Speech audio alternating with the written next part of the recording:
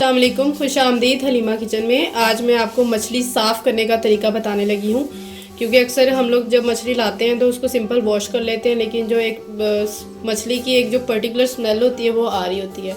तो उस जो मखसूस स्मेल है उसको ख़त्म करने का मैं आज तरीका बताने लगी हूँ। उसके लिए मैंने तकरीबन ये 1.5 किलो के करीब मछली ली है। इसमें मैं अब शामिल करूँगी, ये मैंने दही वाली दुकान से खट्टी लस्सी ली है, ये इसमें मैं शामिल कर दूँगी।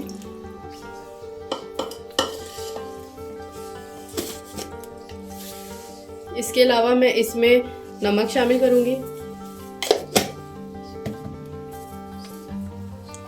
थोड़ा सा मैं इसमें सिरका शामिल करूंगी,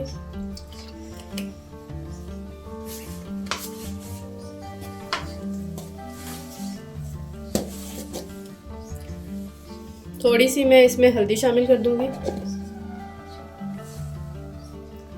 और तकरीबन मैंने 2 लीमू लिए हैं, क्योंकि मैं पहले ही सिरका शामिल कर चुकी हूँ। तो आपने सिर्फ 2 लीमू लेने और वो इसमें शामिल कर देने।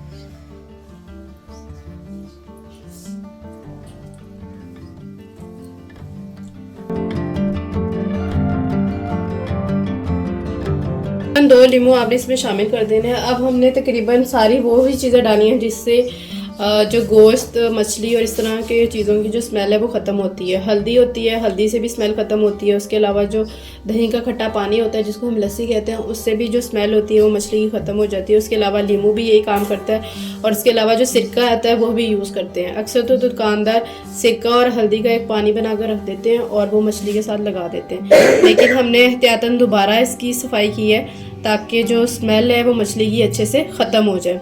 तो अब मैं इसको सारे मिक्सचर को अच्छे से मिक्स कर लूँगी और तकरीबन हमने इसको 20 मिनट के लिए इस पानी में भिगे रहने देना है, ताकि जो मछली की स्मेल है वो अच्छे से ख़त्म हो जाए।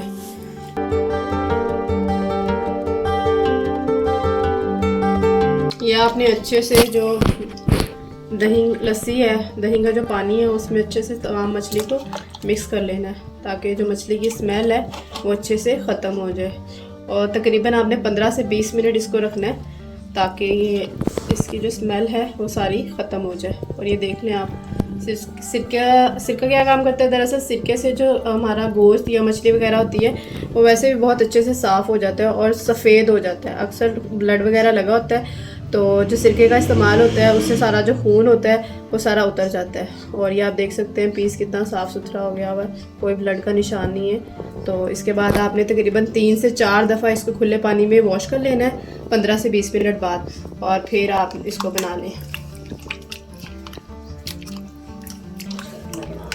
मिनट के लिए इसको रख देना है ताकि जो मछली से स्मेल है वो अच्छे से ख़त्म हो जाए, और फिर हम इसका मसाला तैयार करेंगे। 15 से 20 मिनट हो चुके हैं। अब मैरिनेशन को अब हम इसको अच्छे से 3 से 4 दफ़ा खुले पानी में इसको वॉश करेंगे। ये देखें कितनी मछली अच्छे से साफ़ हो चुकी है, और ये सफ़ेद रंग ही इसकी ये निशानी है कि जो हमारी मछली है वो अच्छे से साफ़ हो चुकी है। उसका जो सारा ब्लड है वो उतर चुका है और जो इसकी स्मेल है वो भी ख़त्म हो चुकी हुई है। एक बार मैं इसको अच्छे से दही वाले पानी में मसलूँगी और उसके बाद हम इसको अच्छे से वॉश कर लेंगे।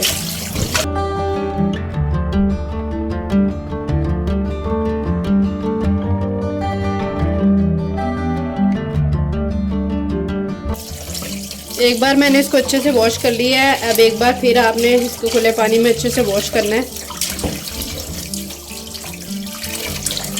ताकि कोई भी इसके साथ मसाला जो हमारा हल्दी वगैरह थी, सिरका था, वो अच्छे से उतर जाए। और अब मैं ये तीसरी दफ़ा इसको वॉश करने लगी हूँ। ये मैंने तकरीबन 2 दफ़ा अच्छे से वॉश कर लिया है। अब मज़ीद मैं तीसरी दफ़ा इसको वॉश करने लगी हूँ ताकि जो मछली है वो अच्छे से साफ़ हो जाए। और ये जो हमारी मछली है वो अच्छे से साफ़ हो चुकी है। ये आप देख सकते हैं कितने अच्छे से इसकी सफाई हुई है। ये देखिए 3 बार वॉश करने के बाद जो मछली है वो हमारी कितनी अच्छे से साफ़ सुथरी हो चुकी हुई है। आपने भी बिल्कुल जब भी मछली बनानी है इसी तरीके से इसकी सफाई करनी है ताकि इसकी जो स्मेल है वो अच्छे से ख़त्म हो जाए और जितना भी मछली के साथ जो गंद वगैरह होता है वो अच्छे से इससे साफ़ हो जाएगा।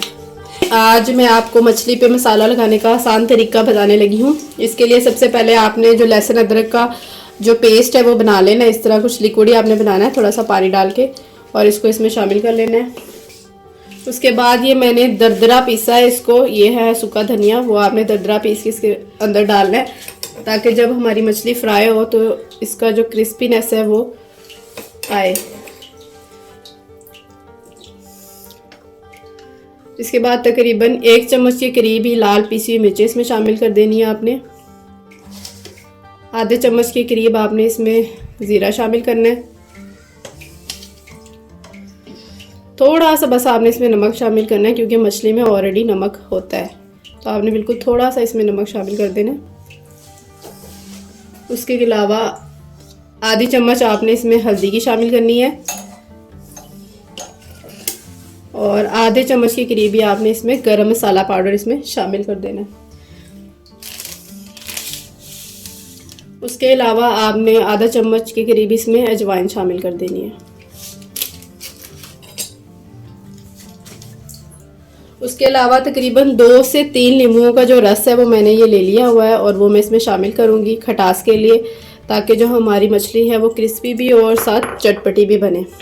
तो ये बहुत ही आसान तरीके है मछली को मसाला लगाने का।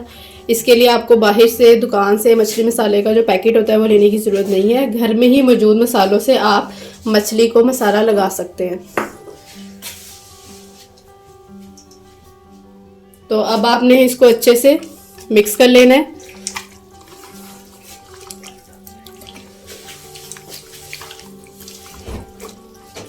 ताकि जो मसाला है वो मछली के तमाम पीसेस के साथ अच्छे से लग जाए।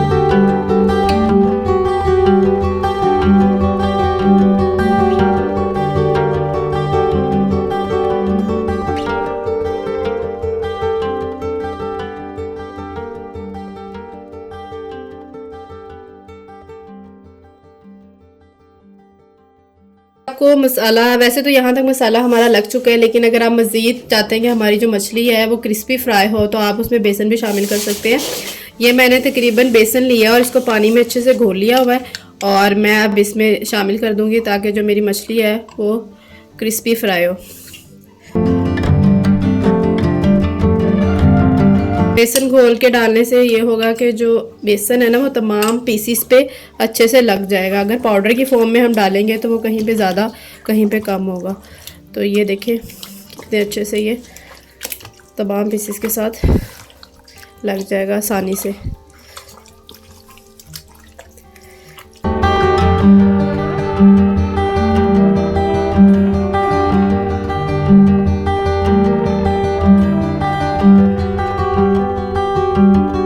ये देखें जो हमारा बेसन का पेस्ट था वो अच्छे से तमाम मछली के पीसों पे लग चुका है और अब हम इसको तकरीबन आधे घंटे के लिए मैरिनेशन पे रख देंगे और उसके बाद हम इसको फ्राई कर लेंगे।